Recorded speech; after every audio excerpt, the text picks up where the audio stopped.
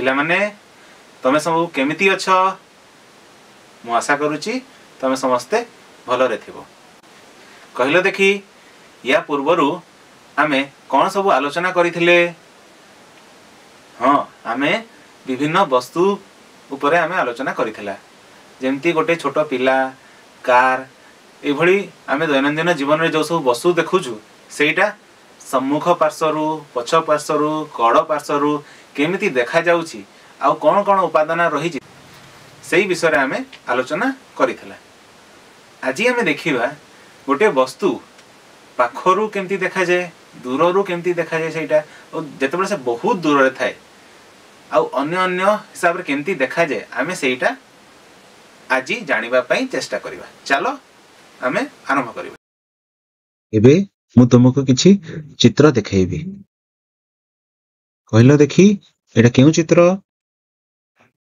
हाँ एटा गोटे छोट पिलाटे गुड़ी उड़ोथबार चित्र। एटा होछि प्रथम दृश्य। आ गोटे चित्र देखौछि एई चित्र रे कोन देखुछ एटा होछि द्वितीय दृश्य।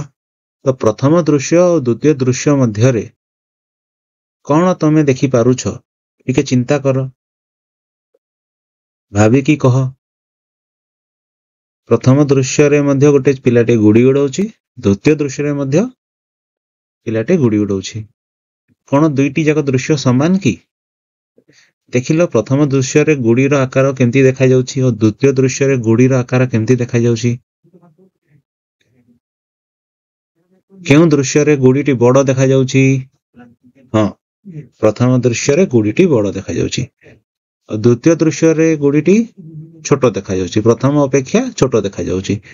तो एथरो हम कोन जानिले जेतोले गुड़ीटी हम पाखरे अछि सेटा बड़ देखा जाउछि किंतु जेतोले गुड़ी आमे उड़ौछु धीरे धीरे हम दूर को जाउछि गुड़ीटी छोट हो गला भलिया हमकु प्रतीत होउछि। चित्रटी को एबे भलो भाबरे लक्ष्य कर। आ गोटे चित्र देखौछि एटा कहार चित्र। हाँ एटा गोटे रेल गाड़ी रो चित्र। जेतोले रेल गाड़ी रो बगी प्रथम बगी तो देख रेल गाड़ी रो शेष बगी को देख। रेल गाड़ी रो प्रथम बगीटी हमकु अपेक्षा को तो बड़ देखा जाउछि काहे सेटा हम पाखरे अछि किंतु तमे लक्ष्य कर रेल गाड़ी रो पछ बगी हमकु सान देखा जाउछि। काहे कि एमती होउछि जो जिंसटी हम पाखरे थाए हमकु लागे सेटा बड़ और जेतेबेले दूर रे थाए हमकु लागे सेटा छोट देखा जाउछि। बुझि होला। उभय पार्श्वरु देखिले तमे कोन पार्थक्य अनुभव करिवो। सामना पार्श्वरु देखिले तुमको लागिवो कि प्रथम बगीटी बड़ और पछ बगीटी सान किंतु जदि तुम पछ पार्श्वरु देखिवो तुमको लागिवो कि पछ बगीटी बड़ देखा जाउछि आ सामना बगीटी छोट देखा जाउछि। ठीक अछि। कहलो देखी आमे जो दुईटी चित्र देखिला एबे को चित्र देखिला। हाँ प्रथमे गोटे गुड़ी उड़ोथवार चित्र देखिला तापरे गोटे ट्रेन बा रेल गाड़ी रो चित्र देखिला। तो सेइथरो आमे कोन निष्कर्ष पाइला टिके चिंता करो और चिंता करके कहलो आमे कोन सिखिले सेइथरो जो आमे दुईटी देखिला।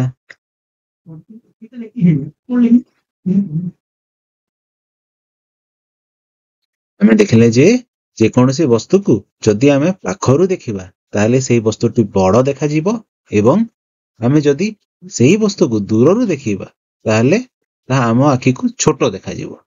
वस्तुटी समान हेतिले मध्य गुड़ीटी समान गुड़ी जदि आम पाखरे अछि तो हमको बड़ लागुछि जेतले आमे गुड़ीटी उड़ै जाउछु से हमठु दूर को पळौछि हमको लागुछि जे गुड़ीटी छोट होई गलानी किंतु गुड़ीर आकार बदले कि हां जो गुड़ी आमे उड़ेला बेले पाखरे थाए सेही गुड़ी दूर को गले भी सेही समान आकृतिर किंतु तार आकार समान थिले मते जेहेतु सेटा दूर को पळे जाउछि हमको लागे कि सेटा छोट होई जाउछि बोली।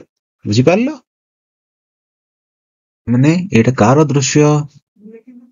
हाँ एटा गोटे उड़ा जहाज टी उड़ी उड़ी जाउछि ଯେତେବେଳେ ଉଡାଜାହାଜଟି ଭୂଇଁରେ ଥାଏ, ଭୂଇଁରୁ ଧୀରେ ଧୀରେ ଉଡାଣ ଭରେ ସେ ଉଡିଲା ବେଳେ ଯେତେବେଳେ ଧୀରେ ଧୀରେ ଉଡୁଛି, ଏଇଟା ହଉଛି ପ୍ରଥମ ଦୃଶ୍ୟ।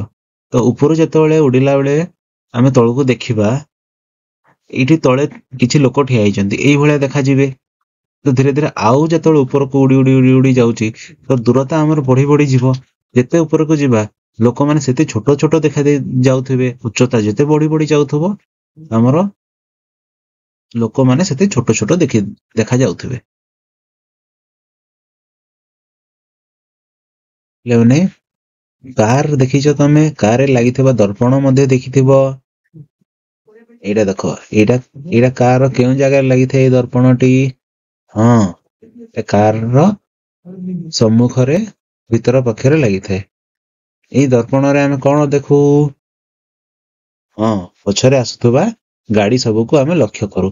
ଏଇଠି ତମେ ଲକ୍ଷ୍ୟ କର, ଏଇ ଗାଡି ପ୍ରଥମେ ଯୋଉ ହଳଦିଆ କଲର ଗାଡି ଅଛି, ତା ପଛରେ ଗୋଟେ କଳା ରଙ୍ଗର ଗାଡି, ତା ପଛରେ ଏମିତି ଗାଡି ଗୁଡା ଅଛି।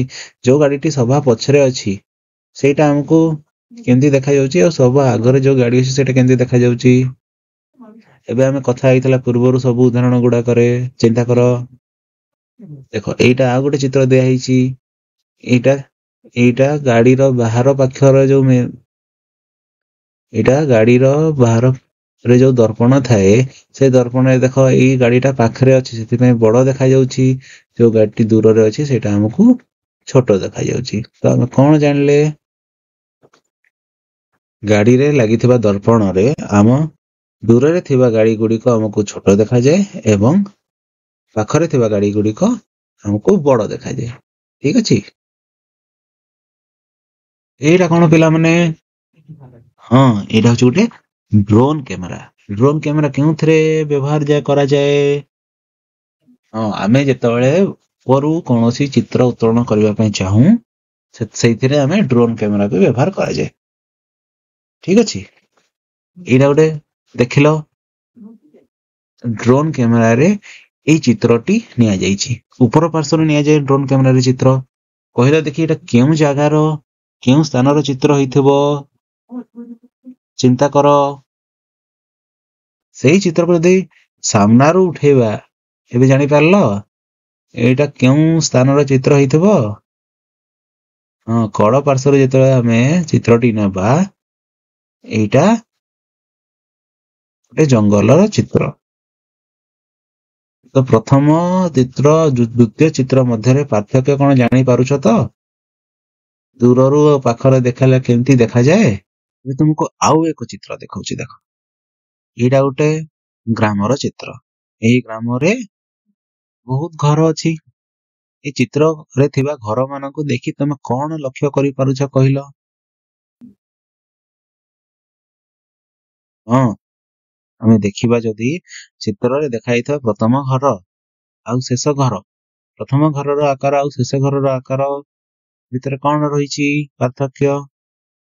ପ୍ରଥମ ଘରଟି ବଡ ଦେଖାଯାଉଛି, କିନ୍ତୁ ଦୂରରେ ଥିବା ଘର ଟିକେ ସାନ ଦେଖାଯାଉଛି। ଏବେ ମୋର ତୁମକୁ ପ୍ରଶ୍ନ ଯେ, ଏଇଟା କାହାର ଚିତ୍ର ଆଉ ତୁମେ କଣ ଲକ୍ଷ୍ୟ କରୁଛ? ଏଇଠି ଆମେ ଏତେ ଗୁଡା ଉଦାହରଣ ଦେଇକି ବୁଝି ସାରିଲାଣି। ଦେଖିବା କିଏ କଣ ବୁଝିଛ କହିଲ?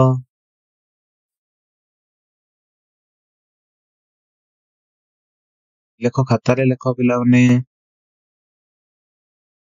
ହଁ, ଦେଖ, ଏଇଟା ଗୋଟେ ରେଳ ଗାଡି ଯିବା ଟ୍ରାକ୍। ଏଇ ଜାଗାରେ ପ୍ରଥମ ଏଇ ଆମ ପାଖରେ ଯୋଉଟା ଅଛି, ସେଇଟା କେତେ ବଡ ଦେଖାଯାଉଛି, ତାପରେ ଧୀରେ ଧୀରେ ଧୀରେ ଧୀରେ ଛୋଟ ଦେଖାଯାଉଛି। ରେଳ ଗାଡିର ଚକ ଯିବା ପାଇଁ ଦୁଇଟି ଯୋଉ ଧାର ବନା ହେଇଛି, ସେଇଟା ଧୀରେ ଧୀରେ ଧୀରେ ଧୀରେ ଧୀରେ ଧୀରେ ଯେମିତି ଲାଗୁଛି ମିଶି ଯାଉଛି। ଲାଷ୍ଟରେ ଶେଷ ପର୍ଯ୍ୟନ୍ତ ଯଦି ତମେ ଦେଖିବ, ମିଶିଗଲା ଭଳିଆ ଲାଗୁଛି। ଏହାର ଦୂରତା କେତେ ଅଧିକ ଅଛି? ପଟା ଗୁଡିକର ଧୀରେ ଧୀରେ ୟାର ଦୂରତା କମି କମି କମି କମି କମି କମି ଗଲା ଭଳିଆ ଲାଗୁଛି। ଶେଷରେ ଆମକୁ ଲାଗୁଛି ଯେମିତି ଏଇ ଯୋଉ ଚକ ଯିବା ପାଇଁ ରାସ୍ତା ଅଛି, ଦୁଇଟା ଯାକ ଶେଷରେ ଯାଇକି ମିଶି ଯାଇଛନ୍ତି। ଲକ୍ଷ୍ୟ କଲ ପିଲାମାନେ? এই ଚିତ୍ରକୁ ଭଲ ଭାବରେ ଲକ୍ଷ୍ୟ କର। ଭାବିକି କହିଲ ଯେ ଏଇଟା କେଉଁ ସ୍ଥାନର ଚିତ୍ର ହେଇଥିବ? ହଁ, ଏଇଟା ହଉଛି ଗୋଟେ ରେଳ ଷ୍ଟେସନର ଚିତ୍ର। ଆଉ ଏଇଥିରେ କେତୋଟି ରେଳ ଲାଇନ ଅଛି କହିଲ? ହଁ, ଏଇଥିରେ 2ଟି ରେଳ ଲାଇନ ଅଛି। କେତୋଟି ଟ୍ରେନ ଯାଉଛି ଏଇ ଚିତ୍ରରେ? ହଁ, ଗୋଟିଏ ରେଳ ଯାଉଛି। ପିଲାମାନେ, ଏଇ ଚିତ୍ରରେ କଣ ସବୁ ଦେଖାଯାଉଛି? କଣ କଣ ଅଛି କହିଲ? ହଁ, ଏଇଥିରେ ଗଛ, ପଶୁ ପକ୍ଷୀ, ଜୀବଜନ୍ତୁ, କୂଅ, ନଳକୂଅ, ଘର, ରାସ୍ତା ଏଇ ସବୁ ଦେଖାଯାଉଛି। ଏଇ ଚିତ୍ର ଆଧାରିତ ଗୋଟେ 2ଟି ପ୍ରଶ୍ନର ଉତ୍ତର ଦେଲ। ଉପରୋକ୍ତ ଚିତ୍ରରେ କେତୋଟି ଗଛ ଅଛି ଗଣିକି କହିଲ? 1, 2, 3। ସମୁଦାୟ 3ଟି ଗଛ ଅଛି। ଚିତ୍ରରେ କେତୋଟି ପଶୁ ଦେଖି ପାରୁଛ ତମେ?